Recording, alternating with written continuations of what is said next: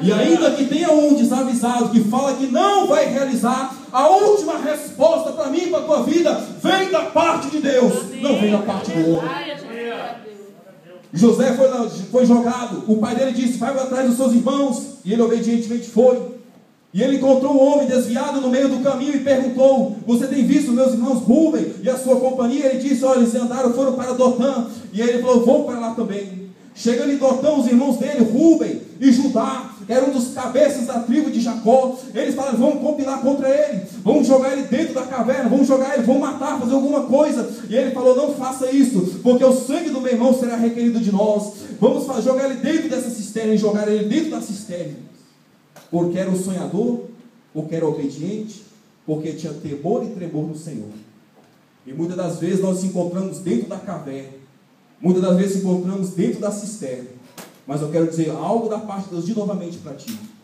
Enquanto tu estiver na caverna, enquanto tu estiver na cisterna, Deus erguerá a mão e tirará desse vale de ossos. Porque o Deus que nós vivemos, foi pregado aqui, é um Deus de mudanças. E a mudança está chegando sobre a minha vida como chegou sobre a tua, mas tu tem que tomar posse, viver ela no dia a dia. Não só viver nós aqui dentro da igreja, mas viver como José, mesmo na cisterna, sendo vendido para ismaelitas, vendido para Potifar, que era um eunuco, louvado seja Deus, de Faraó. Ele começou a trabalhar e tudo que ele fazia prosperava, e ele se tornou governador do Egito. Aleluia. Deus levantou homens e mulheres para ser governador. Deus levantou homens e mulheres para tomar conta de uma nação. Deus levantou homens e mulheres para ser cabeça e não ser cauda. Deus levantou homens e mulheres com poder, graça e unção que provém da parte de nosso Senhor Jesus Cristo. Outra vida que na qual me espelho muito e acho magnífica a vida deste homem, o profeta Isaías, que reinou, louvado seja Deus, o profeta Isaías, que profetizou o reino de Judá, no reinado de Uzias, reinado de Acás. Louvado seja Deus. E ele no capítulo 6, ele recebeu uma outorgância de Deus, que na qual ele ia orando no templo, no sinédrio, pedindo a graça de Deus, pedindo para que Deus viesse levantar ele no meio de uma nação corrupta, porque ele não aceitava aquilo que o povo estava fazendo. E ali desce um serafim, com duas asas cobre o seu rosto, com duas cobre os seus pés, e com duas, louvado seja Deus, segurou a tenaz, e unge os lábios de Isaías, que ele mesmo falou que tinha de lábios impuros. Aquele homem foi levantado por Deus para pregoar no momento mais crítico de Israel, o momento que a apostasia estava aflorada, no momento que a minoria ainda adorava e orava a Deus. Nós nos encontramos assim também, irmãos. Muitas das vezes nós somos uma minoria, porque eu creio que Deus nunca contou com a maioria. Deus sempre contou com a minoria fiel. É por isso que nós olhamos aqui para um lado e para o outro, nós vemos cadeiras desocupadas, nós vemos pessoas em uma quantidade pequena. Mas eu quero te dizer algo: nos tempos de Jesus, para se abrir um culto como esse, há 2000 anos atrás, era necessário ter somente 10 pessoas para abrir-se um culto. E Jesus não sabe o que era. Ele andava com os 10 da necessidade e andava com mais 2, passando daquilo, para que ele pudesse abrir um culto e adorar ao nome do nosso Deus. E naquele momento, quando ele abriu os 12, e louvado seja Deus, e começou a cultuar Deus, Israel foi tomada para a glória do Senhor. Aleluia. E chegou diante de Deus. O que eu quero te dizer é que numa pequena quantidade de pessoas é que Deus quer ter um tratado pessoal contigo. Aleluia. Às vezes Deus não quer ter um tratado pessoal com multidões. Deus quer ter um tratado pessoal com uma minoria fiel diante de Deus. Aleluia, Jesus. Louvado seja Deus. E ali Isaías começou a profetizar. A primeira profecia pesada que na qual recebeu o profeta Isaías foi para Ezequiel: endireita as tuas veredas, porque certamente tu morrerás. E o rei Ezequias teve que consertar a sua casa, consertar o seu povo, porque ele era rei de Israel, e Israel estava corrompida, porque estava adorando os deuses Balaíns, estava adorando os deuses Astarotes, tudo que era tipo de imundícia estava impregnado em Israel. E louvado seja Deus, o culto não era mais adorado a Deus, mas é adorado a deuses estranhos, e Deus não se costuma a se agradar disso. A responsabilidade nossa hoje é essa, irmãos. Há um crescimento espantoso dos testemunhos de Jeová, há um crescimento espantoso dos muçulmanos neste lugar. E muitas das vezes, quem conhece a palavra francesa, fala francês, muitas das vezes não tem abrido a boca para dizer algo da parte de Deus. Muitas das vezes alguém sabe o inglês, não tem falado nada da parte de Deus. Só que o muçulmano, ele é aplicado. Ele estuda o francês, estuda o espanhol, estuda o inglês, e está entregando folhetim, convidando para assistir um culto lá, na sua terminologia, naquele lugar perdido, e as pessoas se voltam para o muçulmano. E aí, naquele grande dia, o bonitão, todo perfumado, com terno bonito, com óculos como eu, com sapato engraxado: Senhor, está todas as minhas obras que eu fiz na terra. E ainda, o abençoado ainda se acha grande diante de Deus para falar: está aqui minhas obras. Quando ele menos abriu o olho e piscar, o alçapão já se abriu onde ele está, só frigideira para fritar.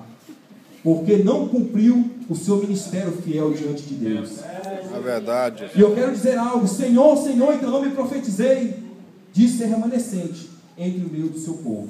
Senhor, botei a mão e expulsei demônios, botei a sua mão e curei.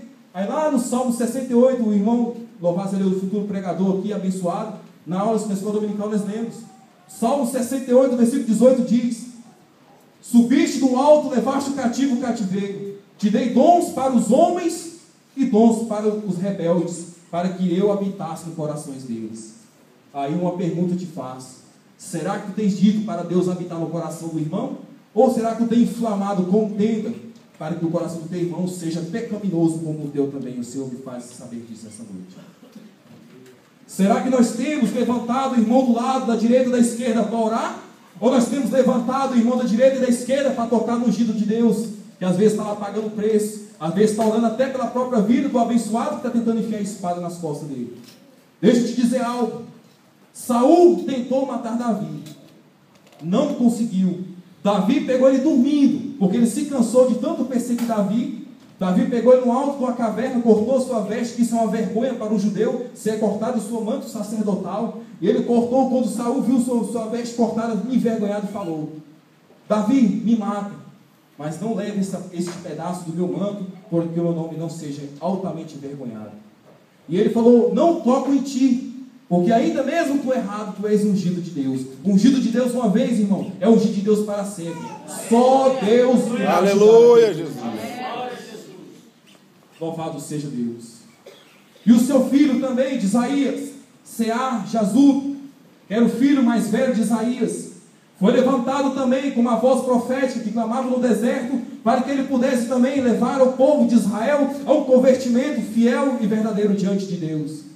Este filho dele cresceu vendo seu pai caminhando para o templo, se dedicando a hora sexta, a hora nona, que era às 3 horas da tarde, às 8 horas da noite, em constante jejum e oração, consagrando a sua vida. Aí uma pergunta te faço, e uma pergunta eu faço a mim também, que não sou pai, mas um dia eu vou ser pela fé: o que nós temos ensinado aos nossos filhos? Ser mais um remanescente em meio ao nosso povo, ou ser mais um como João do braço trocado? A multidão vai para um lado e ele vai para o outro, sem saber qual o caminho certo a se prosseguir. Nós temos a responsabilidade, nós pelos nossos filhos. Muitas das vezes nós ensinamos comprando Hello Kitty, Homem-Aranha, tantas outras coisas.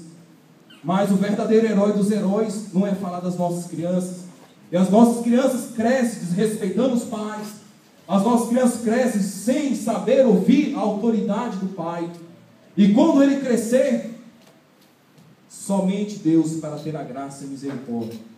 É responsabilidade como foi Sear-Jazub, filho de Isaías, cresceu vendo o pai, revoltado com as circunstâncias da sua nação, e ele clamou com alta voz: o meu pai pode passar daqui para lá, possa passar e morrer, não vou negar o nome do Senhor, e aquilo que meu pai fez, eu continuarei, porque eu entendo para qual chamado eu fui chamado. Louvado seja Deus.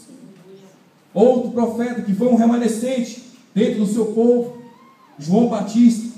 Certa vez os maiorais de Israel, os fariseus, os saduceus, chegaram e disseram para ele: quem tu és? Tu és Elias, tu és o Messias, tu és algum dos profetas. Ele falou: eis que não tenho parecer em formosura, eu sou mais um que clama ao deserto, eu sou como uma vara de medir, eu sou como uma folha seca perante ao vento. Mas a Bíblia Sagrada diz que nenhum profeta foi maior que João Batista. João Batista morreu pelas mãos, louvado seja Deus, de Jezabel e de Herodes, mas não negou o nome do Senhor, ainda preso, passando aflições, sofrimento, escárnio, vergonha, traição, ele não negou o nome do Senhor. Mas quando nós, João Batista do século 21, recebe uma dor de dedo, nós não vamos para a igreja. Quando o carro estraga, que é o meu caso, não vou para a igreja. Quando minha cabeça dói, não vou para a igreja. Quando fulano, Chiquinho, Secrano fala de mim, eu não vou para a igreja. Quando eu estou diante de Deus e estou me sentindo fraco, eu oro dentro de casa, dentro do meu quarto. Deus é onipotente, onisciente, onipresente. Ele desce sobre o meu quarto e me abençoa da mesma forma. Eu não preciso ir para a igreja. Aí o abençoado vai esperando, vai esperando que quando ele menos esperar, quem se manifesta para derrubar é aquele que nosso adversário da alma, chamado diabo. Ele fica ao nosso derredor, bradando como leão, procurando a quem tragar. E eu quero dizer, irmãos, que muitos estão sendo sucumbidos porque este leão está se enchendo a pança. E é responsabilidade como remanescente dentro do nosso povo, eu e você, combater este mal com total eficácia pela graça de nosso Senhor. Outro que também é um remanescente dentro do seu povo, Davi. Davi, que é o segundo coração de Deus, foi levantado também para reinar, louvado seja Deus, como ele reinou em Judá e também reinou no período de tempo sobre Israel. Davi, quando ele levantou e se destituiu do trono de Israel, Saul, e ele tomou posse, o povo de Deus começou a ter um discernimento de como adorar a Deus. Ali, louvado seja Deus, aquilo que estava sucumbido voltou a se erguer. E ele acreditava na profecia de Ageu, capítulo 2, louvado seja Deus, que a glória do segundo tempo seria maior do que a primeira. E isso é a esperança que havia no coração de Davi e que deve ter no nosso coração nos dias atuais. O sonho de Davi, irmãos, era trazer a arca da aliança para Israel. Quando ele foi ali, ele guerreou com os filisteus, trouxe a arca, louvado seja Deus, da aliança para Israel. Ele tomou-se do Espírito Santo, começou a dançar, começou ali a gritar, a louvar, glorificar a Deus. E ali a sua esposa, louvada, chamada por nome de Mical, ela com ciúme do rei, olhava em cima do alto da janela e disse: este é o rei de Israel, este é um pobre mísero, sucumbido com tantos outros profetas e reis que teve Israel. Mas ali, louvado seja Deus, ela não sabia que era melhor ter Davi dançando no Espírito do que Davi passeando no pátio. Ela não entendia que era melhor Davi louvando a Deus ali no Espírito do que se adulterando dentro de uma cama. Ela não sabia que era melhor estar trazendo a arca da aliança e consertando o errado do que ficar dando crédito na mentira. Era melhor Davi estar pulando, conversando